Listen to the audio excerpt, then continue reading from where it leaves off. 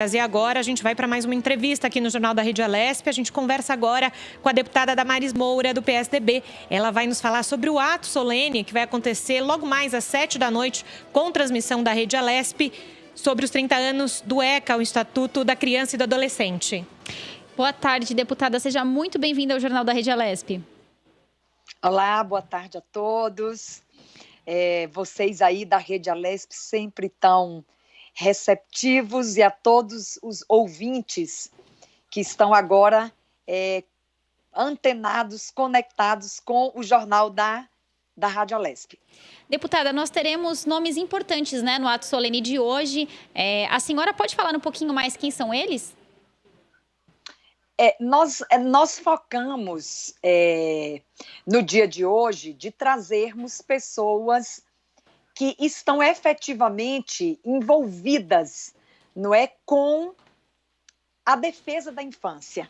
Normalmente a gente traz autoridades constituídas, mas hoje é muito importante termos aqueles que efetivamente vão ou estão lá na ponta, atendendo pessoas. Então, eu quero mencionar aqui, por exemplo, Reinaldo Balbino, Ele é o coordenador do Fórum de Conselheiros e Ex-Conselheiros Tutelares da micro-região de Campinas. É um experiente ex-conselheiro tutelar que hoje está atuando numa linha de frente, muito mais de capacitação, muito mais de relacionamento com esses que estão no front, atuando nos conselhos tutelares. Teremos também a presença de Marcelo Nascimento, ele já é bem conhecido. Ele é presidente da Associação Paulistana de Conselheiros e Ex-Conselheiros Tutelares.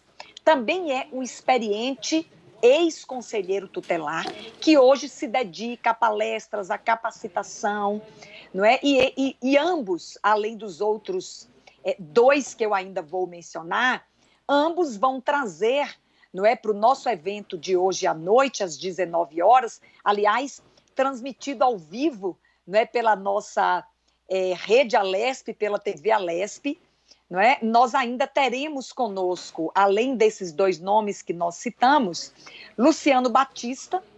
Ele se dedica à consultoria dos direitos da criança.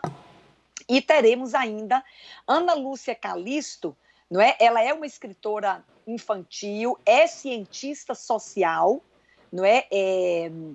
em formação pela Unifesp, E ela é fundadora do projeto social Os 5 Passos.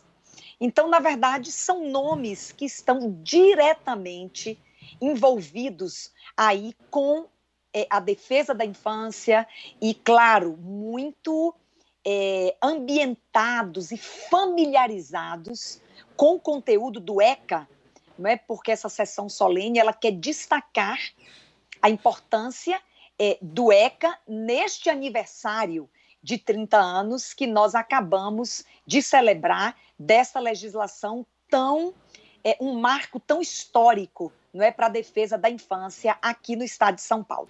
Então, hoje, às 19h, com transmissão ao vivo pela Rede Alesp, pela TV Alesp, também vamos transmitir no meu canal do YouTube, doutora Damares Moura, Damares com I. Vamos transmitir esse ato solene em celebração aos 30 anos do Estatuto da Criança e do Adolescente, mas também para conferir, uma homenagem, honra ao mérito a diversos conselheiros tutelares que estarão conosco hoje. São agentes importantíssimos, para fazerem este trabalho de proteção e defesa da infância, e ouviremos estes especialistas, que estão dedicados, já estiveram no fronte, como conselheiros tutelares, uma parte dos nossos convidados, e hoje estão agora capacitando, fazendo palestras, e reforçando este conteúdo que é tão importante, tão urgente neste tempo de profundas violações ao direito da criança e do adolescente.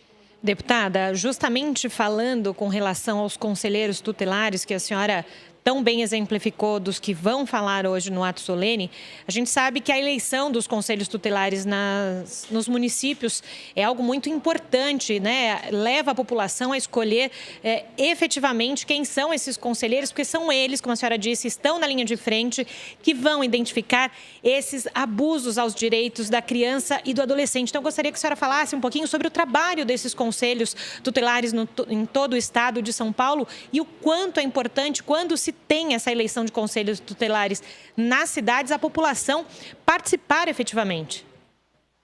Você sabe que uma das bandeiras do meu mandato é a defesa da infância e da adolescência muito focada ou com ênfase num gravíssimo crime violador, não é, da dignidade da criança e do adolescente, que são os crimes de natureza sexual.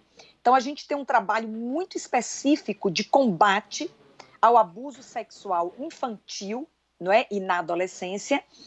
Esse é um tema desafiador, porque os números indicam que nós temos um problema de saúde pública. Não é? São mais de 25 mil crianças que são abusadas sexualmente por ano no Brasil. Não é? E aí nós estamos falando também de uma subnotificação altíssima.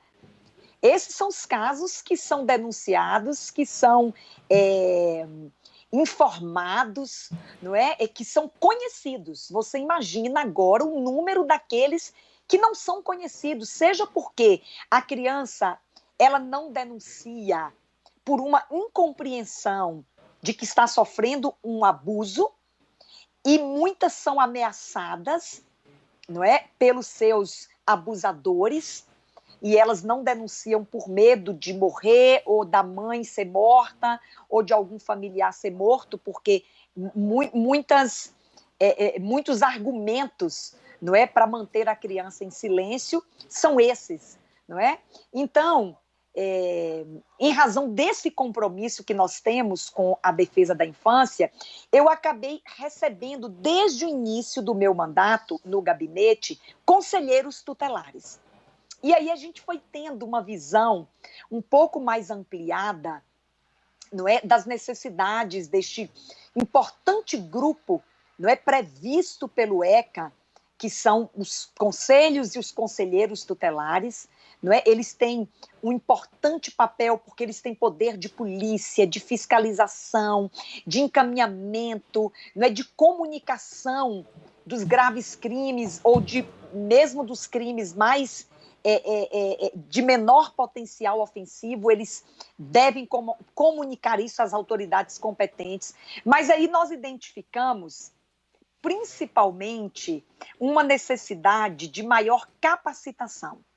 Essa é vamos dizer, uma queixa muito recorrente daqueles com quem nós temos contactado ou que vão ao gabinete, não é? Eles desejam ser melhor capacitados.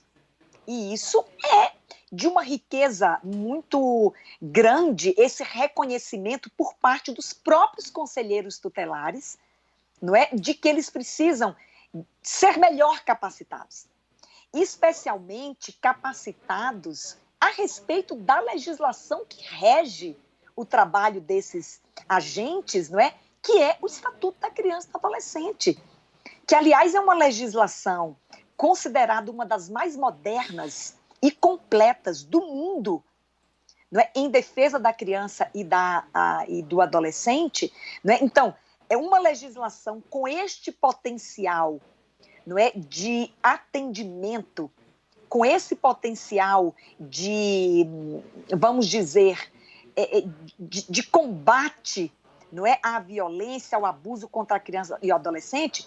Ela tem que ser amplamente trabalhada, não é, divulgada e utilizada como a principal ferramenta de capacitação, por exemplo, dos conselheiros tutelares, não é? Eu tenho tido uma preocupação, aliás, fiz agora uma indicação ao governo do Estado, porque existe uma legislação já aprovada na Assembleia, salvo engano, ela tem mais de 20 anos de aprovação, que é autorizando o governo do Estado a implementar o ensino do ECA nas escolas.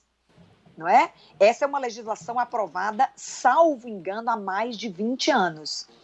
Como não foi ainda implementado o ensino do ECA nas escolas, nós estamos agora resgatando esta legislação tão antiga, já aprovada, não é? Por meio desta indicação feita ao governo do Estado, para nós avançarmos na implementação dessa legislação e na implementação do ensino do ECA nas escolas. Por que isto? Eu aproveito para falar nessa entrevista. Porque muitas vezes é a própria criança e é o próprio adolescente que, conhecedor, não é, do Estatuto da Criança e do Adolescente, ele próprio poderá identificar que está sendo vítima de algum tipo de violação do seu direito. Não é? Sejam violações físicas, sejam psicológicas, não é? E de outras naturezas, que o artigo 16 do ECA garante amplamente ali os direitos fundamentais da criança e do adolescente. Ele próprio conhecedor, não é, do ECA, ele pode identificar que está sendo vítima de violência, não é? E muitos poderão fazer essa denúncia, contar para alguém, contar para um professor, contar para alguém da sua confiança, algum familiar. Não é? Então é importante utilizar o ECA para a capacitação daqueles que estão efetivamente trabalhando em defesa da infância e da adolescência, como é o caso dos conselheiros tutelares, não é? Mas também queremos avançar para ensinar algum conteúdo principal do ECA nas escolas. Deputada, agora a gente sabe que o Brasil ele é reconhecido mundialmente como uma das melhores legislações, né, em defesa da criança e do adolescente. Porém, na prática, a gente vê que os números de violência contra a criança e o adolescente no país também são muito altos. Como a senhora citou há pouco o número, né, a Secretaria de Segurança Pública registrou só no primeiro trimestre, agora de 2020, no estado de São Paulo, 2.141 casos de estupro, né? Isso são os que foram notificados mesmo, denunciados. O que a senhora acha que falta ainda para a gente conseguir colocar em prática, já que a gente tem uma legislação tão completa, né? A gente tem um estatuto aí tão completo. Algumas coisas, mas eu quero destacar uma que eu sinto muita falta, porque eu enfatizo muito o acolhimento e o atendimento qualificado, não é, dessas vítimas. Não é? Por exemplo, as delegacias especializadas no atendimento à criança e o adolescente.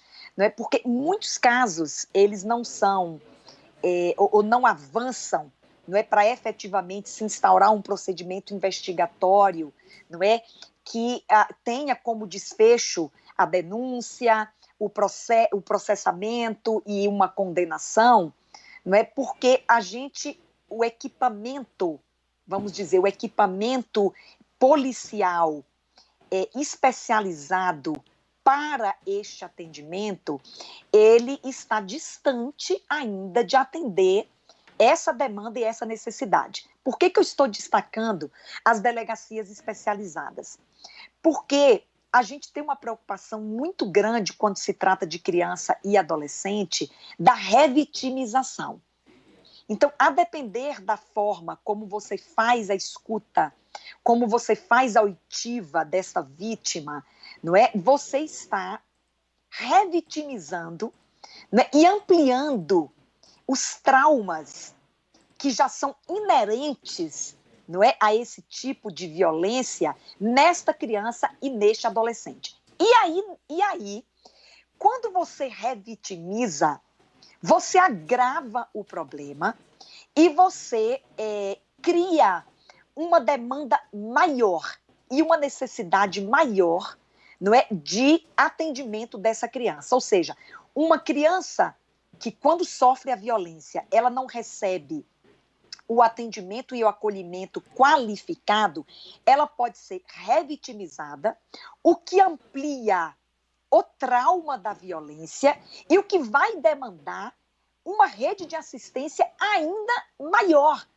Não é? Porque aí você precisa recuperar esse indivíduo, tratando esse indivíduo, não é? Reconectando esse indivíduo com a vida, não é? Com a normalidade, com as atividades, com a convivência, não é? Então, eu penso que se no início do problema, não é, nós já tivéssemos um atendimento qualificado, especializado e direcionado para já ir amenizando as consequências e os traumas, não é, da forma mais precoce possível, não é? Nós teríamos um problema menor no futuro, não é, que são adolescentes carregando os traumas da violência na infância, Sim.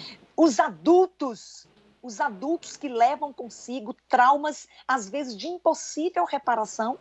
Por isso que a gente tem, e não estou dizendo que é só essa a razão, mas muitos casos de adultos, não é, que são abusadores ou que são violentos, que praticam violência doméstica, é uma corrente, são vários elos de uma corrente, não é? Eles, ao serem investigados, se identifica que lá na infância eles foram vítimas de uma violência, de um abuso sexual não tratado devidamente, né, e que levou a consequências futuras e, às vezes, irreparáveis. Deputada. Oi, querida. É muito importante essa sua fala, mas eu peço licença nesse momento, porque a gente precisa retransmitir a coletiva do governo do estado de São Paulo. Então, agradeço a senhora. Então, reforçando o convite, né, às 19h, o ato solene em prol aos 30 anos da comemoração do ECA. Muito obrigada, deputada. Muito obrigada a todos os ouvintes. Um abraço à Rede Alesp. Tchau, tchau.